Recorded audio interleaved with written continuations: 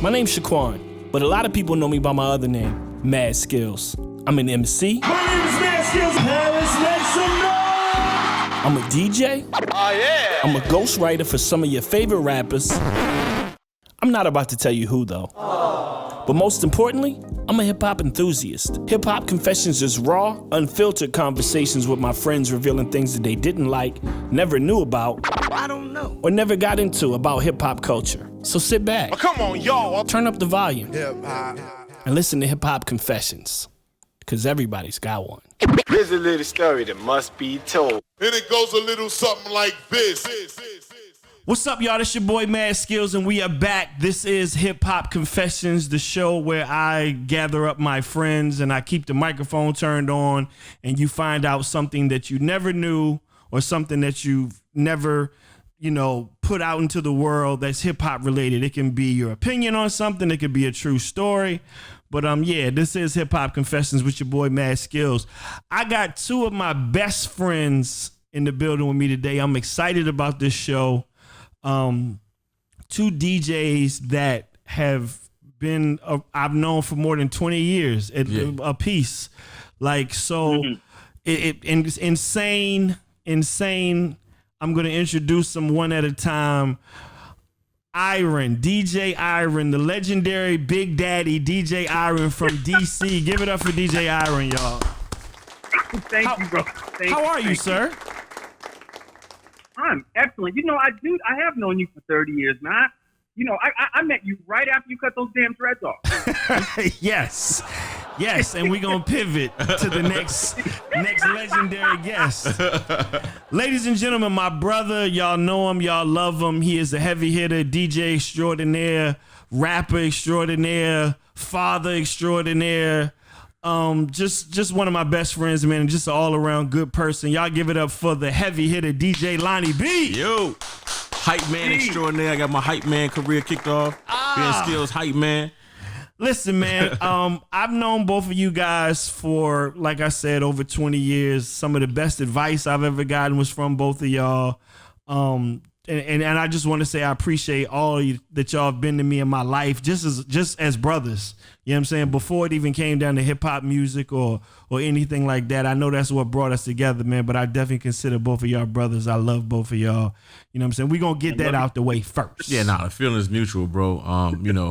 I don't think I think everything in life happens for a reason. You know what I'm saying? And, right. Regardless of where I am in life in my career, man, I can honestly say a lot of the opportunities and a lot of the relationships that I have, came from running, by your side and you believing in me enough to give me that opportunity, man. So, I love you just as much and I appreciate everything you've done for me as well. Likewise, brother. Likewise.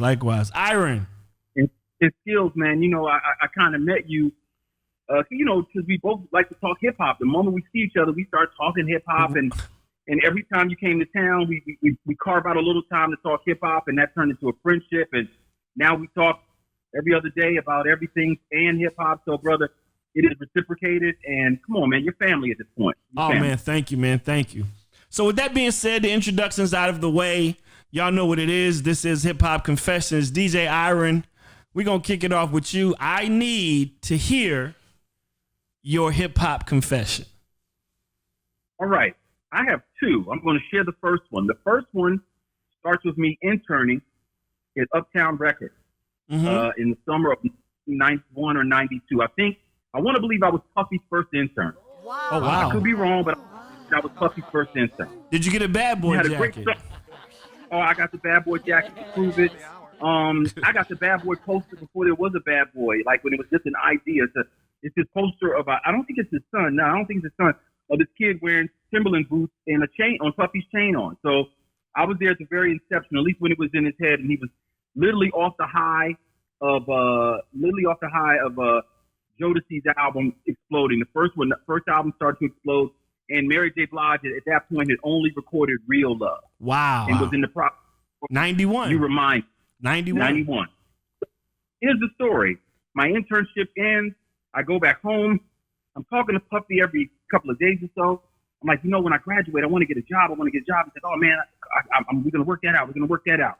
He tells me I've signed this guy, this rapper named Biggie. I was like, oh, man. He's like, man, I like this guy with Flow Records. I know you're a big record guy. When you was up here, that's all you talked about is sampling and talking to Biz about break beats and all this stuff. I need flow stuff. I was like, all right, let me go to my records. I go to my records. I pulled 3 records. I'm going to be honest, I don't remember 2 of them, but I remember 1. Now, I say this not to think that I helped produce this record. I don't say that I did anything, but there's an interesting energy, and it makes me feel good, like I might have been a part of the process. One of the records I pulled for him is Hot Buttered Soul. Fast forward a year and a half later, Warning comes out, and I'm listening to it, and I'm like, I think that's the record I told him to use. Wow. And now, it's hard for anybody. I don't want, because Easy Mo B is an entity all to himself, but some odd reason, I feel like I'm a part of that. And I don't know why, but I think I'm a part of that. I think that whole synergy around that record, the Notorious B.I.G. being on that record, I think I'm part of that synergy. So you used to actually talk records with Puff? Well, honestly, that wasn't his thing. The greatest thing about Puffy, man, is he believes in himself beyond anybody. I didn't know how to be that level of fear. Right. I'm sitting there, and this Puffy's up there screaming at Nice and Smooth about how he should let him be their manager. And I'm like, you don't know how to manage anybody, but he believed he could, and that was enough. So I think the biggest thing I wish I'd gotten earlier is to literally baptize yourself in the fire. What are you waiting for? Right. But that one time he literally called. It was like 9 o'clock at night. He called me talking about Biggie, and I wish I could remember the other 2 records. But one of them was Hot Buttered Soul, and I played it for him over the phone. He's like, what is that? And I told him the title, and I told him the name. So I don't know. It feels mystical, and I feel like I'm a part of it. That's all. Right. Listen, if you played Isaac Hayes for Puff before Biggie, just that alone, you know what I'm saying, is a crazy ass testament. How long were you at Uptown Records? I was only up there for a summer, man. I went up there for 1 summer, and it was still possibly one of the most incredible summers of my life. I literally had an apartment that the kitchen was so small you couldn't open the oven all the way. And not lying, that's not an exaggeration. And I used to have to walk 38 blocks to work. I walked 38 New York blocks to work and home every day because I was broke. Damn. I was broke. And here's the thing, I'm from D.C., so I don't know New York. But guess where I landed? I got an apartment in Chelsea, which sounds like what? Like it sounds why? Because I didn't know New York. I didn't know to go to Brooklyn or Queens. I just like, okay, somewhere I can walk to the office. And my rent, and now this is 1991, my rent was $1,200 a month. Wow.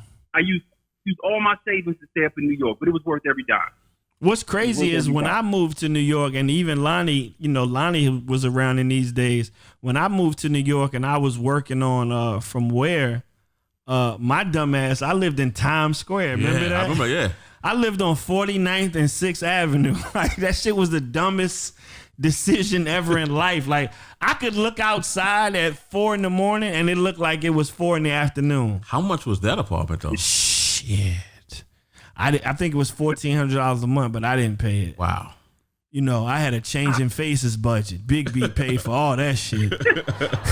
Like, you know what I mean? Like, but just being in New York in the early 90s was, was everything to us. Eating at Tags. Yeah, eating at Tags, like walking around the city. I think I remember when we went up there to do Rocksteady in the park. Yeah. For Stretch and Bobbito, man. We did the show the day before, and then we went there. Right, and then we went up there and did the freestyle. That's when I met Clark Kent.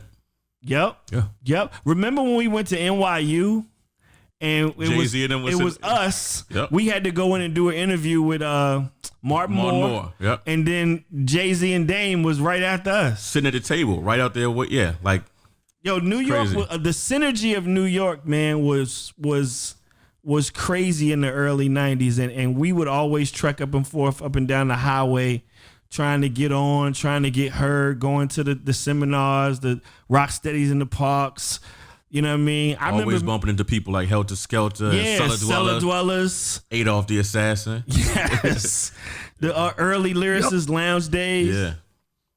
Did you guys make it to any of the clubs? Because when I was interning with Puffy, him and Jessica Rosenblum through Daddy's house. I never Red been, Zone. but I heard about that. Didn't we go to Mad Wednesdays? We went to Mad Wednesdays. There was a lot of people there that night. Lord too. Finesse. Lord Finesse was there. I remember Big L was there too. Big L was there with Lord Finesse. Mad Wednesdays, and I remember we was tripping because that's the 22 twos on Yep. Reasonable Doubt took place at the same place we were. Yep. Yeah, just New York in the 90s was insane. You know what I'm saying? But that's dope. Like Hot Blooded Soul, you played for Puff before Biggie used I played it over the phone in my room at 1204 Quincy Street, Northwest DC. I played over the phone around 9:30, 9:45, 10 o'clock at night over the phone. That's Wow. a real one. Lonnie B, Yo. I need a hip hop confession, something that you never told anybody, and let's get it. All right. So for me, Mix Your Power Summit is a huge thing. Oh yeah. Mix Your Power Summit. Yeah. Summit. Shout Renee McLean. Yeah, man. That's that's where I met enough. I met a lot of DJs, a lot of my DJ friends that are in the industry. I met them all at the Mix Your Power Summit.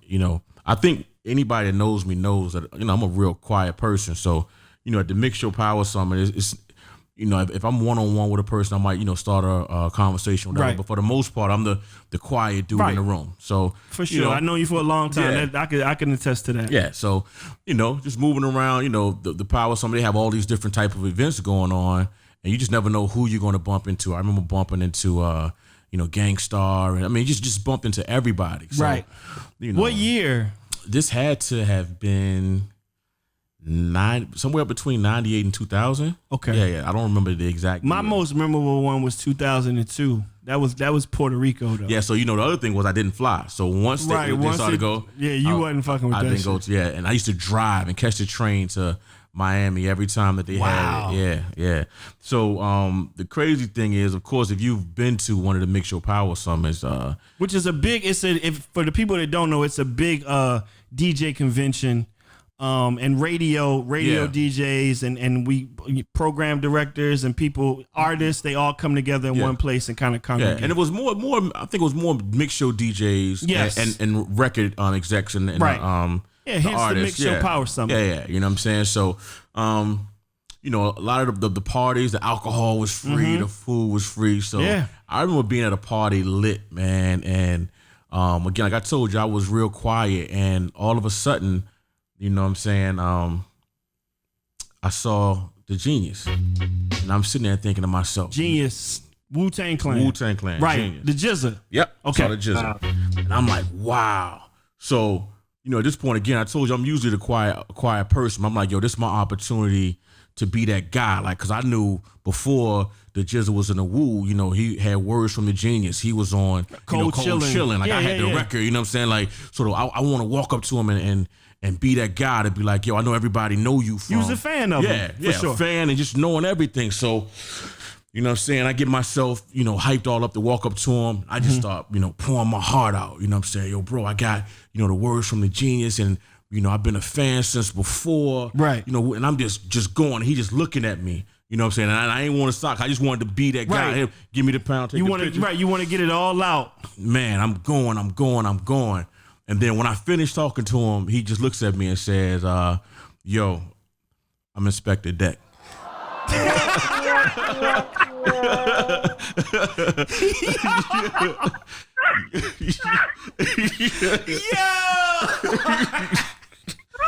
Oh shit! Yeah. So needless to say, I went back to not saying shit for the rest of the conference. Yo, wait. So wait, back it up. So you saw this rapper and you had been drinking. Yeah, I've been drinking. And being a fan of the Jizza early days, Cold Chillin', you walked up to him and poured your heart out. Man, I had words from the Genius. I had Come Do Me, the 12-inch. I had all that shit. I wanted to be that guy. I wanted to be the one that, like, I know hip hop. Like, Right. That nigga not said. quite. I'm Inspector Deck. It's crazy. It was right around this time. Inspector Deck was on Loud around this time. He was on Loud Records around that time, so it made sense. You got to tell us what you was drinking, though, bro. What was that? Oh, nigga. But I ain't gonna front, man. I don't know. I don't know if the alcohol just gave me the courage, because I still probably would have made the same mistake sober. You know what I'm saying? I mean, Yo, that's classic. Like, imagine walking up to who you think is the jizzer and pour out all of that shit, and a nigga look at you and say, "Yeah, but I'm Inspector Deck," and then out of nowhere you just hear the Wu-Tang shit. Wu-Tang coming at you. Oh man. Listen, we've all had those moments, man, where we see our favorite artists. I ain't never had a moment like that though. And I felt, to be a person that, feels like he knows so much about hip hop and music. Right. I felt like the biggest dumbass. Like, I just wanted to go back to my room, just go get back on the train and just come on back to Virginia after that, man. Nobody peeped it. It was just you and him. Me and him, yeah. Whew, thank God. Yeah, well, I guess everybody knows now, though. So that's a good one. Listen, Lonnie B poured his heart out to who he thought was the jizzer, and in turn being the rebel INS. At least he told you. Yeah. I mean, and he didn't. I mean, he definitely played me. Like, it won't like a nice way. He definitely let it be known that I was a dumbass a little bit. You know what I'm saying? Oh shit. So. Oh man, listen, that's funny. Those guys are, influential group, man. I remember being in New York at my album release party. I don't know if you was there or not. Old Dirty Bastard I was came. there, yeah. Old Dirty Bastard came and got on the microphone and wouldn't get off. And nobody wanted to go up there and tell him, like, you got to pass the mic, I was Dirty. there. I remember that. That nigga would not stop rapping. Rest in peace. God bless the dead, man. But yeah, that's funny. Yeah. That's funny. Listen, man, I'm not gonna hold y'all. I appreciate both of you guys. This has been dope, man. And just to be able to do this show with two of my brothers and have a moment where, we all can sit down and just congregate and just talk about the things that have happened in our lives and some of the good experiences, even some of the bad ones, Lonnie B. Even some of the bad ones. I appreciate both of you guys so much. Where can they follow you at, DJ Iran? DJ _IRAN, like the country Iran. DJ _IRAN.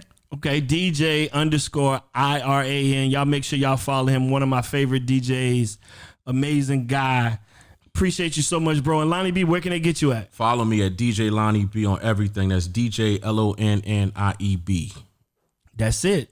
Listen, man, like I said, I appreciate y'all, man. We're going to get up out of here. This has been Hip Hop Confessions, because everybody got one. Here's a little story that must be told. And it goes a little something like this.